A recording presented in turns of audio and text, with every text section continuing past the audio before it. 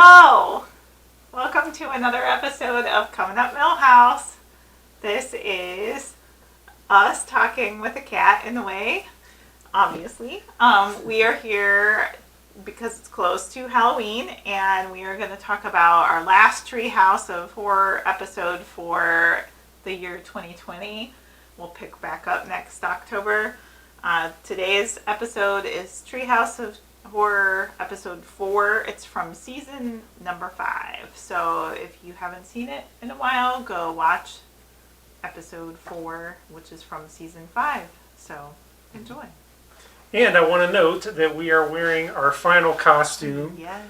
So I think you are Jem. Who knows? Who knows? We'll go with Jem. Maybe you're Jem or some other character similar to Jem. And I am a leprechaun punisher. Remind me what the Jem theme song is. It's truly outrageous. Truly outrageous. I just wanted you to go there. Hey, I give the people what they want. Right? I know, we were talking about the 80s earlier, and it's true. Alright, and this episode of Treehouse of Horrors has some good segments, and the first one is called The Devil and Homer Simpson. The second one is called Terror at 5.5 Feet.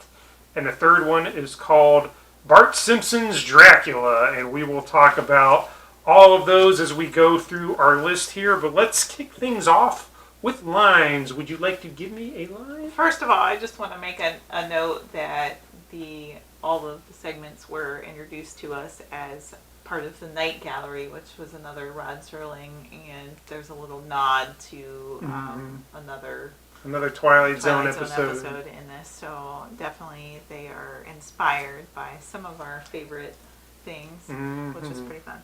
Okay, so favorite lines, I'm going to start with, Mr. Simpson, don't you worry. I watched Matlock in a bar last night. The sound wasn't on, but I got the gist of it. That was Lionel Hutz in the first segment, where he is going to be Homer's lawyer, and his experiences watching Matlock on mute in a bar the night before.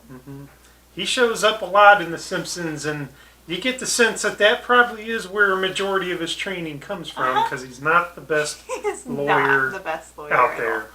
All right, so my first line comes from the same segment, number 1, and the line is, "Oh, but I'm so sweet and tasty."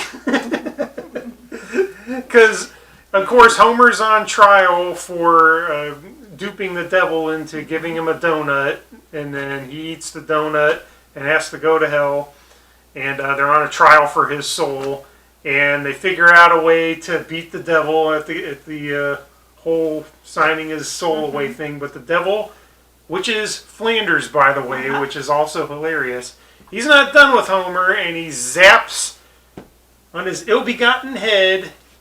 Homer's head becomes a giant donut, and of course Homer can't stop picking at himself. Nope, he keeps eating himself. So I like that. That was funny. My line. What about number 2? I think that's also funny that you went with your line, because it's right before Homer is supposed to go out for work, and the cops are all waiting. Like more police officers than you've ever seen in The Simpsons, so they must have had neighboring towns come wait for the giant donut to come out. They all got cups of coffee. Yeah. He can't stay in there forever. Yeah. So anyway, I just had to point that out since we were talking about it. My second line is, did everyone wash their necks like Mr. Burns asked? And that comes from Bart Simpson's Dracula. And they are on their way to a midnight dinner at Mr. Burns' country estate in Pennsylvania. And one of the requests was that they wash their necks, and the Simpsons didn't think that was a problem. They thought, hey, that makes perfect sense. In fact, Marge said, Lisa, stop being so suspicious right before that line. So. Very good, very good. So my second quote comes from the second story in the episode, at the Terror at 5.5 Feet. And it's a line from Skinner, and Skinner is riding the school bus because his mother is mad at him for he was talking to a woman on the phone. So she took his driving privileges away for that. He has to ride the bus. But of course, we know the episode's about Bart seeing a gremlin on the side of the bus, just like the Twilight Zone episode, Terror 20,000 Feet. And so he's trying to warn everyone, and Skinner's line is, "I hear there is a child who's been using their imagination. I'm here to put a stop to it."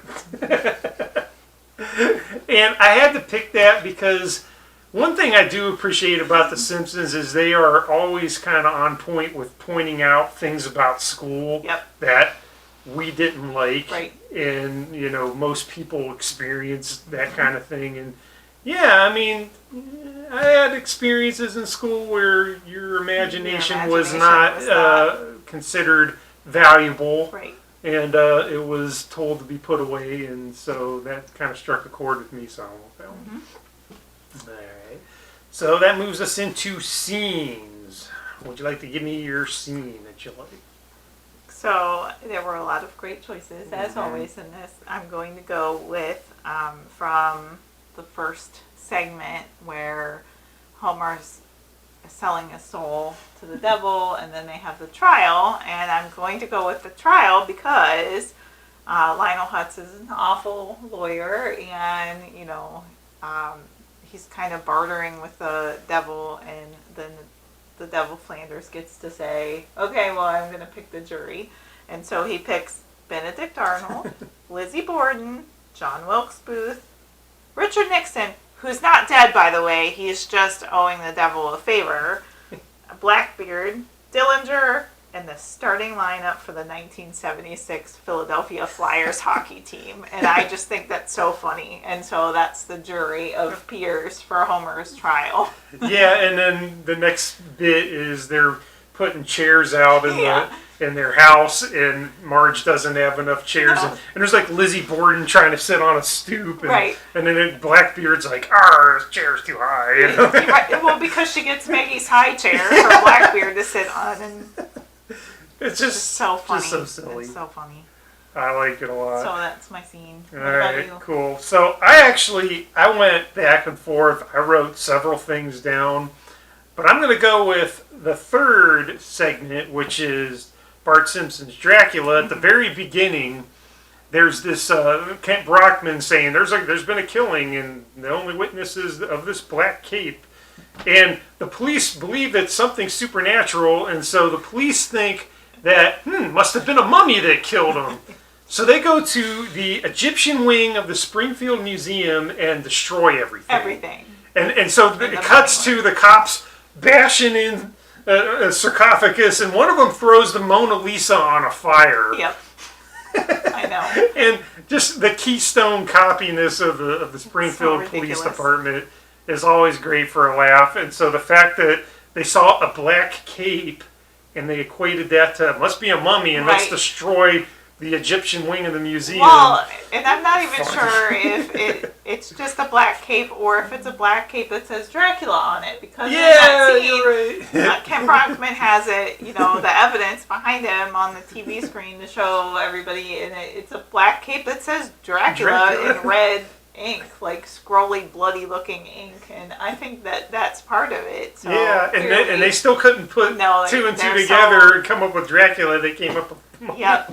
They must be watching a lot of cop shows on mute, too, in order to get in the bar. They're watching, Lionel Hutz is watching Matlock, and they're watching Law and Order. Right, on mute, yeah. To get the gist of it. I don't know. Very good, very good. So that takes us into winners or losers. Which one do you want to do first? Let's go with losers. Okay. Today. Start with losers. Let's start with losers. You want me to go or you? Yeah, go. Okay, so I'm going to go with the number 2 episode, the Terror 5.5 Feet, all about the gremlin on the side of the bus. And I picked Hans Mole Man. Good one. Because Bart, of course, he's looking out the window. He sees a gremlin tearing at the the wheel and taking out the lug nuts, and he knows they're going to crash if he doesn't do something. So it goes to Otto, and he says, Otto, there's a gremlin at the side of the bus. And Otto looks, and there's Hans Moleman driving a gremlin car. Yeah. And he's like, oh, I'll take care of this. And he slams the bus into Hans Moleman, and he goes off the side of the road, and you think he's going to run into a tree or something. Instead, he just stops, and then the car explodes. Yeah, the car stops right before it runs into a tree, and then it explodes. So, yeah.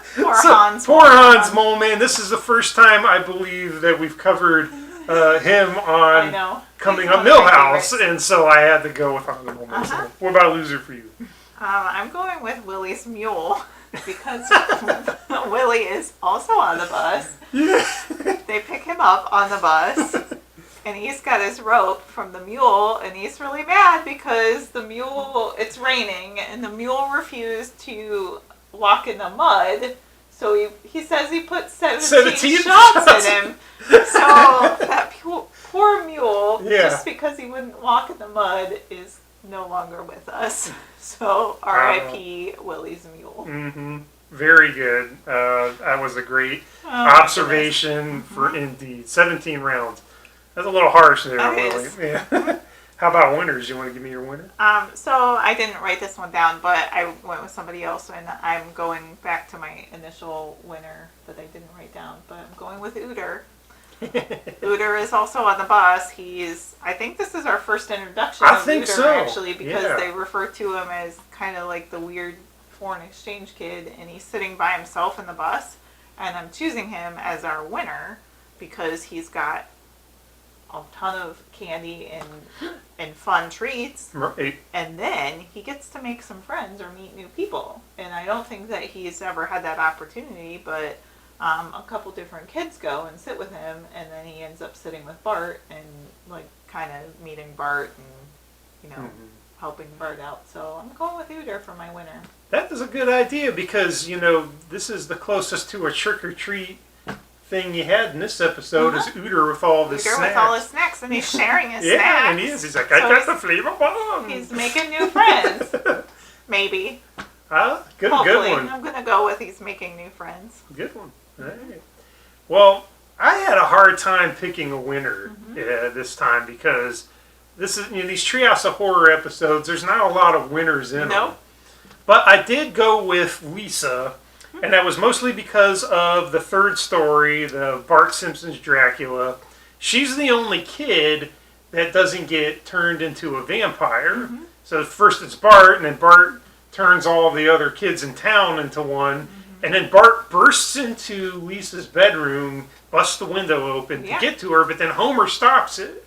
Right. And then Lisa doesn't get turned. And then even at the very end of the story, we find out that Marge is the actual head vampire, not Mr. Burns. She says, what do you think? I do have a life outside.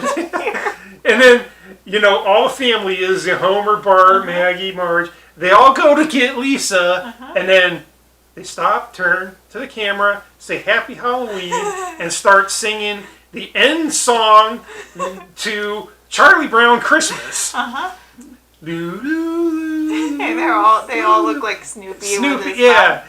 And so Lisa did not get turned. Nope, it's true. So that was my winner. I love that. That was actually going to be my favorite scene for this because the family's all vampires and Grandpa has false vampire teeth that fall out. Yeah. And that it made me laugh so hard. So, good one. Good. All Lisa right.